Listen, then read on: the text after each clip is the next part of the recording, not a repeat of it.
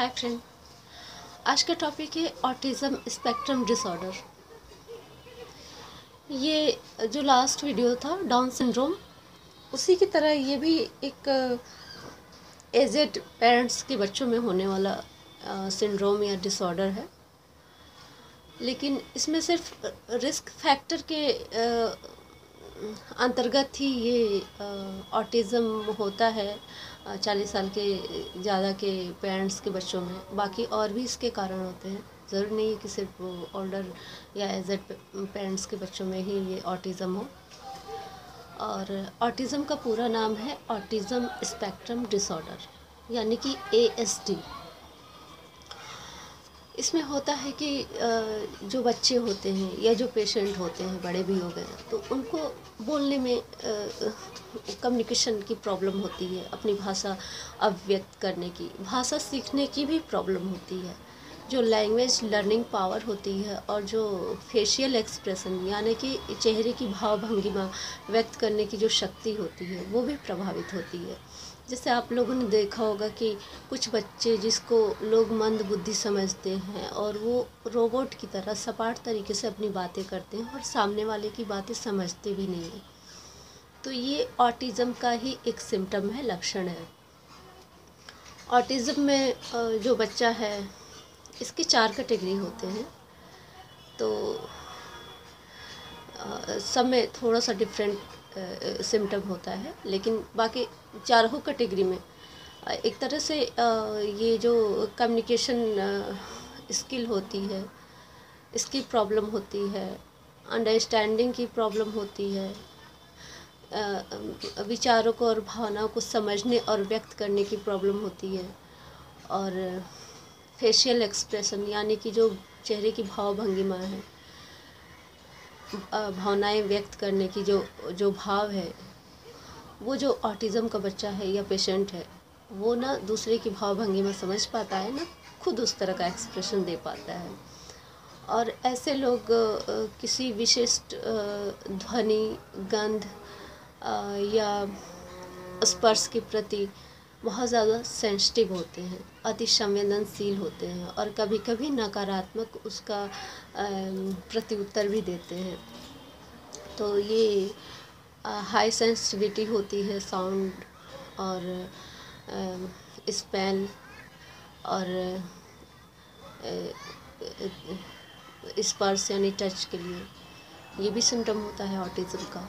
और emotional facial expression ये लोग ना समझ पाते हैं, ना देख पाते हैं, कर पाते हैं, अभिव्यक्ति की समस्या होती है। और वो ये एक्चुअली जो ऑटिज़म है वो एक तरह से नर्वस सिस्टम प्रॉब्लम की वजह से होता है, और ये ओवरऑल कॉग्निटिव जो सीखने की जो प्रक्रिया है, इसमें भी प्रॉब्लम होती है, भाषा नहीं सीख सकते। कुछ ऑटिज़म के जो बच्चे हैं, वो उनकी अगर IQ जांची जाए, बुद्धि लब्धि जिसको कहते हैं, कि मतलब कि होता है ना कि IQ मोटे तौर पे 3 श्रेणियों में बांटा गया है: तीव्र बुद्धि, औसत या मध्यम बुद्धि और मंद बुद्धि। तो ऑटिज़म के कुछ पेशेंट औसत से औसत या उसके तीक्ष्ण बुद्धि की भी श्रेणी में हो सकते हैं, और उनके सीखने की क्षमता भी होती है, लेकिन वो किसी एक ही चीज़ पे फोकस करते हैं, मतलब जो उनको जिसमें इंटरेस्ट है। जैसे कि ऑटिज़म के कुछ पेशेंट पे देखा गया है कि उनको संगीत, गणित या चित्रकला में रुचि होती है, तो जिस चीज़ में उनको रुचि है उस पे वो घंटों नॉन स्टॉप बातें करेंगे, डिस्कस करेंगे, और किसी की बातें नहीं सुनेंगे। तो ये ऑटिज़म के कुछ इंटेलिजेंट टाइप के पेशेंट के ये सिम्टम होते हैं कि वो किसी एक चीज़ में बहुत गहरी रुचि रखते हैं और उस पर लगातार नॉन स्टॉप बातें करते हैं, लेकिन उनमें सोशल प्रॉब्लम होती है, कि जैसे कि वो लोगों के सामने नहीं जाएंगे, बातचीत नहीं करेंगे, लोगों से कतराएंगे, ये सारी प्रॉब्लम होती है। और इस तरह के लोग एस्पर्गर सिंड्रोम कैटेगरी में आते हैं, जो कि कभी कभी सॉरी बुद्धिमान या औसत बुद्धि के होते हुए, सामान्य बुद्धि के होते हुए भी, और गणित, कला या संगीत में बेहतर प्रदर्शन और अच्छी रुचि होते हुए भी उनको एक तरह से सोशल प्रॉब्लम होती है और बाकी चीज़ों में इंटरेस्ट नहीं होता है। वो दूसरों की बातें नहीं सुनते हैं, आई कांटेक्ट बना के बात नहीं कर पाते हैं और मंदबुद्धि भी नहीं होते हैं, बस उसको सोशल प्रॉब्लम होती है। और ऐसे लोगों की अगर रूटीन चेंज कर दी जाए तो उनको बहुत ज़्यादा दिक्कत होती है, बहुत समस्या हो जाती है। तो यही ऑटिज़म का पहला सिम्टम तो यही है कि बातचीत, अभिव्यक्ति करने में समस्या, अभिव्यक्ति को समझने में समस्या, भाषा सीखने में समस्या, और सुगंध, दुर्गंध, ध्वनि, स्पर्श के प्रति अति संवेदनशील, कभी कभी नकारात्मक प्रतिक्रिया, और किसी चीज़ को बार बार दोहराना, किसी बात को बार बार दोहराना, किसी फेज़ को यानी कि वाक्यांश को बार बार दोहराना, किसी काम को बार बार दोहराना। जैसे कि वाक्यांश दोहराना मतलब कि आपने सुना होगा एक वर्ड तकिया कलाम। इसको ऐसे चीज़ों के लिए यूज़ किया जाता है कि कोई आदमी एक ही वर्ड मतलब एक ही फेज जिसकी ज़रूरत हर समय नहीं है उसको वो बोले जा रहा है, उसको तकिया कलाम कहते हैं। तो ऑटिज़म का पेशेंट इस तरह की बातें करता है, कोई वर्ड पा गया बार बार दोहराएगा, उस वर्ड की प्रयोग की आवश्यकता नहीं है फिर भी वो वर्ड ज़बरदस्ती का बोलेगा, या फिर कोई फेज बोलेगा, या फिर कोई काम कर रहा है तो नॉर्मल लोग जो काम करके जल्दी से उसको ख़त्म कर देते हैं उसको लगातार कर रहा है, रिपीटिंग, जैसे रिपीट होने वाला सिस्टम हो जाता है, चाहे किसी वर्ड के लिए चाहे किसी काम के लिए, और वो दूसरों को देखने में इरिटेटिंग लगेगा। ऐसे ही जो इनकी हाई सेंसिटिविटी होती है, मतलब कि अति संवेदनशीलता, चाहे वो सुगंध दुर्गंध के लिए हो, चाहे ध्वनि के लिए हो, चाहे स्पर्श के लिए हो, इनको उसमें इनके लिए ये नॉर्मल है, ये बहुत ज़्यादा सेंसिटिव होते हैं। लेकिन बाकी लोग को एक नाटकीय ये चीज़ इनकी लगेगी कि अरे ये क्या ड्रामा कर रहा है, क्या नाटक कर रहा है। ऐसा कहाँ होता है कि जैसे कि स्पर्श, मान लो किसी को छुआ, करंट लग गया, तो बाकी लोगों को तो लगेगा अरे मैंने किया क्या, लेकिन ये हाइपर सेंसिटिव होते हैं और कभी कभी इसके बदले ये नकारात्मक प्रतिक्रिया भी देते हैं। और ऐसे ही इनको कोई स्मेल आ गई तो नॉर्मल लोगों को लगेगा कि नॉर्मल सी स्मेल है, लेकिन ये उसके लिए हो सकता है कि कुछ अतिरिक्त और नकारात्मक प्रतिक्रिया व्यक्त करें, तो लोगों को थोड़ा नाटकीय लगता है। ऑटिज़म के जो पेशेंट होते हैं, चाहे बच्चे होते हैं चाहे वो बड़े भी हो जाएं, तो भी मतलब दूसरों की बातें नहीं सुन पाते हैं, और सुनेंगे भी तो आई कांटेक्ट नहीं बनाएंगे, सीधे नहीं देखेंगे इधर उधर, जैसे लगे शर्मा रहे हैं, इस तरह से एक्टिविटी करते हैं। और कोई किसी बात को, किसी पॉइंट को बता रहा है या किसी विशेष बात को बता रहा है कि ऑटिज़म के पेशेंट से, तो वो उनकी बातों पे ध्यान नहीं देते हैं। और ख़ुद भी हर चीज़ में इनकी रुचि ही नहीं होती है, पर्टिकुलर किसी एक चीज़ में है तो उसी के विषय में है, बाकी किसी चीज़ में नहीं है। और ये सामाजिक बिल्कुल नहीं होते हैं, समाज से कट के रहना चाहते हैं, अकेले रहना चाहते हैं। और रिपीटिंग प्रॉब्लम तो मैंने बताया ही कि कामों को, बातों को करने में हकलाने वाली आदत इनकी होती है, थोड़े शाई टाइप के होते हैं, और एक तरह से इनमें पूर्वाग्रह होती है, किसी चीज़ को लेके बन गई होती है, जिसको पूर्वधारणा भी कहते हैं, प्रेजुडिस। यानी कि मान लीजिए कि कोई ऑटिज़म का पेशेंट है और सामने वाले बंदे के प्रति वो नकारात्मक विचार पहले से वो बना लिया है, धारणा कि ये सही नहीं है, तो वो उससे बिना बात किए, बिना उसके बारे में जाने, बस उसको देखते ही वो कहेगा कि नहीं ये चीज़ सही नहीं है, गलत है।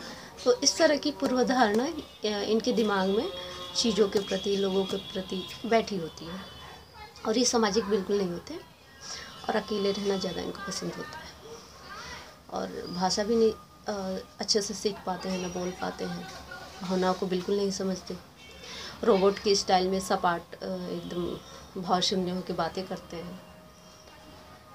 तो ये सारे सिम्टम होते हैं। अब इसकी टाइप होती है एस्पर्गर सिंड्रोम, जिसमें मैंने इंट्रो में थोड़ा सा बताया था कि ऐसे जो पेशेंट है ऑटिज़म के पेशेंट, वो सामान्य बुद्धि से लेकर और तीव्र बुद्धि तक के हो सकते हैं, और इनको संगीत, कला या गणित में गहरी रुचि हो सकती है और वो उसको सीख सकते हैं, अच्छा प्रदर्शन भी कर सकते हैं।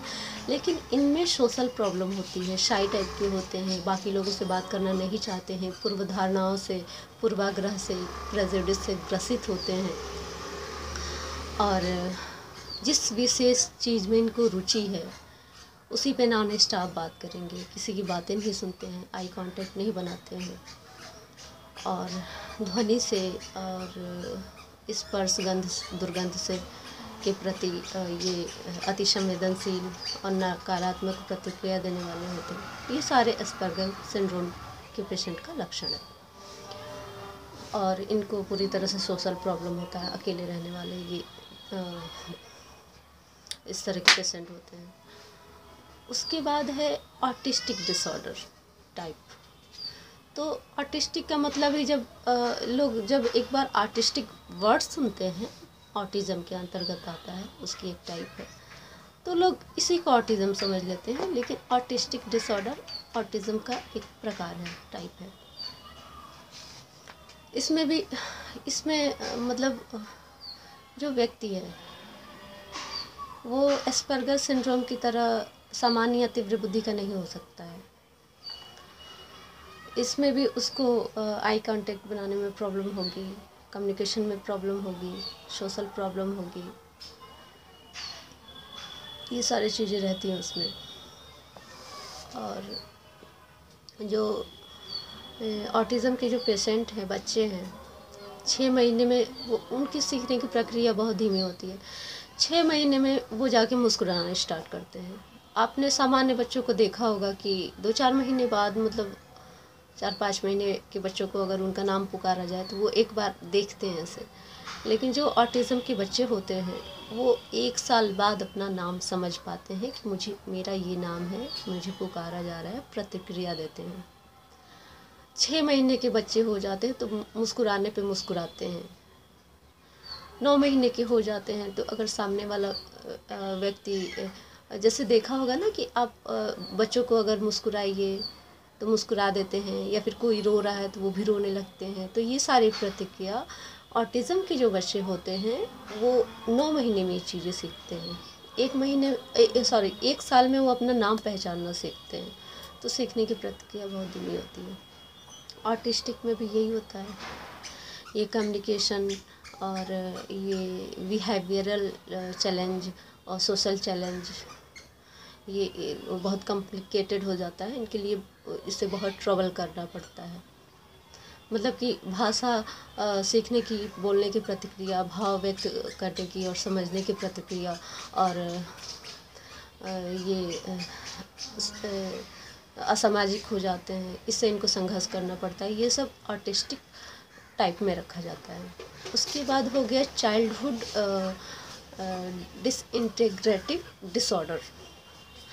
इसमें बच्चा अचानक से 2-3 साल तक तो सामान्य बच्चे की तरह ग्रोथ करता है। जैसे कि सामान्य बच्चों का ग्रोथ हो रहा है तो वो जैसे नॉर्मली बच्चे अपना नाम वाम पहचान रहे हैं, उसमें कोई ऑटिस्टिक का सिम्टम नहीं है, ऑटिज़म का सिम्टम बच्चों में नहीं दिख रहा है। अचानक से वो 3 से 4 साल, 2 ही साल से स्टार्ट हो जाएगा। 2 साल या 4 साल के होते होते अचानक से 4 साल के होते होते इनको ऑटिज़म के सिम्टम दिखने लगते हैं, और सारे सिम्टम हो जाते हैं। जैसे कि इनको सोशल प्रॉब्लम हो गई, लोगों के बीच नहीं रहना चाहते हैं, अकेले रहना चाहते हैं, बातचीत करने में, भावनाएं व्यक्त करने में दिक्कत हो रही है, और फिर ध्वनि और ध्वनि, स्पर्श और जो गंध है उसके प्रति संवेदनशील हो गए, अति संवेदनशील हो गए। ये सारी प्रॉब्लम अचानक से 4 साल होने के बाद से ही हो जाती है। ये इस कैटेगरी को चाइल्डहुड डिसइंटीग्रेटिव डिसऑर्डर कैटेगरी में रखा गया है। अब चौथा कैटेगरी है जिसको शॉर्ट फॉर्म में PDD और एटिपिकल ऑटिज्म भी कहा जाता है। पीडीडी का फुल फॉर्म है परवेसिव डेवलपमेंटल डिसऑर्डर।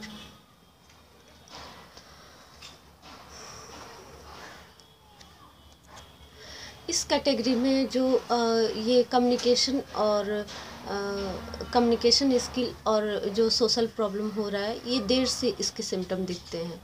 सिर्फ इसी के सिम्टम रहते हैं कि जो कम्युनिकेशन का मतलब बातचीत करने का कौशल, इसको कम्युनिकेशन स्किल बोलते हैं, ये देर से इनमें विकसित होता है। और ये जो इनकी सोशल प्रॉब्लम होती है, मतलब कि असामाजिक होते हैं, सामाजिक नहीं होते, समाज से कट के अकेले रहना चाहते हैं, ये इनमें धीरे धीरे बाद में देर से इनमें ये देखा जाता है। और बाकी किसी कैटेगरी में ये फिट नहीं बैठते। इसको पीडीडी या फिर एटिपिकल ऑटिज्म में रखा जाता है। ये 4 इसके टाइप हो गए। अब इसका कॉज, पहला कॉज तो मैंने स्टार्टिंग में बताया था, जो रिस्क फैक्टर है कि एजेड जो पेरेंट्स हैं, मतलब कि प्रौढ़ावस्था या वृद्धावस्था के शुरुआती चरण में जो पेरेंट्स को बच्चे होते हैं, मतलब 35-40 साल के बाद के पेरेंट्स को, मतलब माँ बाप दोनों अगर एजेड हैं, वैसे पेरेंट्स में जैसे डाउन सिंड्रोम होने का ख़तरा रहता है, ऑटिज़म भी होने का ख़तरा रहता है। पहला रिस्क फैक्टर और कॉज तो ये हो गया। दूसरा है कि ये लड़कियों की तुलना में लड़कों को 4 गुना ज़्यादा होता है, मतलब लड़कियों को लड़कों की तुलना में ज़्यादा होता है, और इसका रेशियो अनुपात 4 गुना है। और इसका एक कॉज ये भी होता है कि अगर कोई प्रेग्नेंट वुमेन ड्रग्स ले रही है, अल्कोहल ले रही है, या फिर कोई इस तरह का मेडिसिन ले रही है जिसका साइड इफ़ेक्ट हो रहा है, उसके वजह से भी उसके बच्चे को, जो उसके पेट में बच्चा है, गर्भ में बच्चा है, उसको ऑटिज़म होने का ख़तरा रहता है। अगर उसकी माँ ड्रग्स, अल्कोहल या फिर कोई विशेष तरह की मेडिसिन ले रही है, तो उसके साइड इफ़ेक्ट से बच्चे को ऑटिज़म हो सकता है। और मेटाबॉलिक डिसऑर्डर भी इसको बोलते हैं। मेटाबॉलिक कारणों से भी ये ऑटिज़म हो जाता है बच्चों में। और मैटरनल मेटाबॉलिक कंडीशन की वजह से भी होता है, और इसका रिस्क फैक्टर ज़्यादा बढ़ जाता है। और ये जेनेटिक भी होता है ऑटिज़म, कि मतलब कि एक पीढ़ी से दूसरी पीढ़ी में जाने वाला। कॉज ये हो गया। ट्रीटमेंट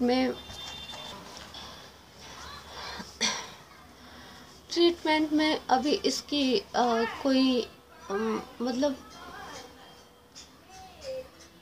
परफेक्ट ट्रीटमेंट कोई नहीं है इसका, फिर भी ओरल मेडिसिन दी जाती हैं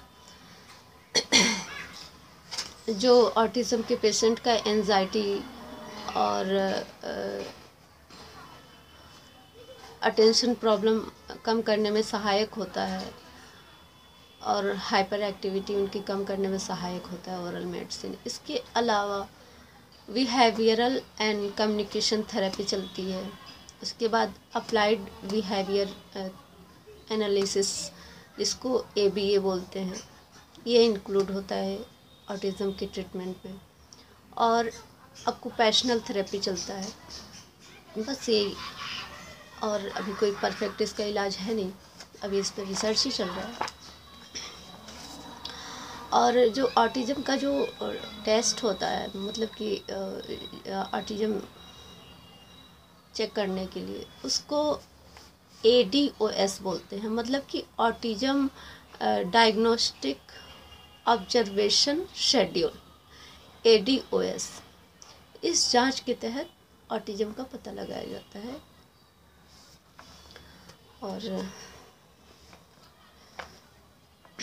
और इनकी जो, जैसे कि डाउन सिंड्रोम के जो बच्चे होते हैं, मंदबुद्धि श्रेणी के मान लिए जाते हैं, कुछ डाउन सिंड्रोम वाले बच्चों में ऑटिज़म देखा जाता है। लेकिन ये जो ऑटिज़म के बच्चे होते हैं, इनकी जो जीवन प्रत्याशा है, यानी कि आयु है, ये डाउन सिंड्रोम वाले बच्चों की तरह कम नहीं होती है। ये मंदबुद्धि हो सकते हैं ऑटिज़म वाले, लेकिन इनकी आयु सामान्य होती है, समय से पहले नहीं ये लोग इनकी डेथ नहीं होती। तो ये ट्रीटमेंट, कॉज और सिम्टम हो गए। अब अगले टॉपिक में मिलते हैं। एक्चुअली बीच में इसमें कोई आ जाता है ना तो रिदम ख़राब हो जाता है, चीज़ें एक जो रिदम में चलती रहती है टॉपिक पे वो इधर उधर हो जाती है, फिर सोचना पड़ता है कि कहाँ कहाँ तक चीज़ें हुई थी। तो ये थोड़ी दिक्कत हो गई, लेकिन मुझे लग रहा है मैंने पूरा कंप्लीट बता दिया है। अब अगले वीडियो में मिलते हैं। और मैं बहुत ज़्यादा दिन पे ऑनलाइन आ पा रही हूँ। आप लोग को अगर कोई विशेष टॉपिक पे वीडियो चाहिए तो आप लोग बता दिया कीजिए। जैसे कि पिछला वीडियो किसी के कहने पे ही मैंने डाउन सिंड्रोम पे बनाया था। उसके बाद डाउन सिंड्रोम के बाद किसी ने कहा कि ऑटिज़म और डाउन सिंड्रोम में क्या सिमिलरिटी है, क्या समानता है। तो ऑटिज़म और डाउन सिंड्रोम में बस यही समानता है कि जैसे कि डाउन सिंड्रोम का वीडियो आप लोग ने देखा होगा, नहीं देखा होगा तो पहले देख लीजिएगा, इसको भी देख लीजिएगा। तो इसमें यही सिमिलरिटी होती है कि ये दोनों जो सिंड्रोम या डिसऑर्डर हैं ये दोनों एजड पेरेंट्स में के बच्चों में होते हैं, बस यही एक सिमिलरिटी है। और ऑटिज़म के बच्चों में डाउन सिंड्रोम का लक्षण नहीं होता है, लेकिन डाउन सिंड्रोम वाले बच्चे में ऑटिज़म का लक्षण होता है। और दूसरी सिमिलरिटी ये है कि डाउन सिंड्रोम और ऑटिज़म दोनों में बच्चे मंदबुद्धि के होते हैं, लेकिन अगर ये ऑटिज़म अगर एस्पर्गर सिंड्रोम टाइप का है तो उसमें पेशेंट सामान्य से तीव्र बुद्धि का भी हो सकता है। ज़रूरी नहीं है कि वो मंदबुद्धि का ही हो, सिर्फ उसमें सोशल प्रॉब्लम होती है, असामाजिक होता है, आई कांटेक्ट बना के बात नहीं कर पाता है, ये सारी दिक्कत होती है। तो फिर अगले टॉपिक में मिलते हैं। Bye bye.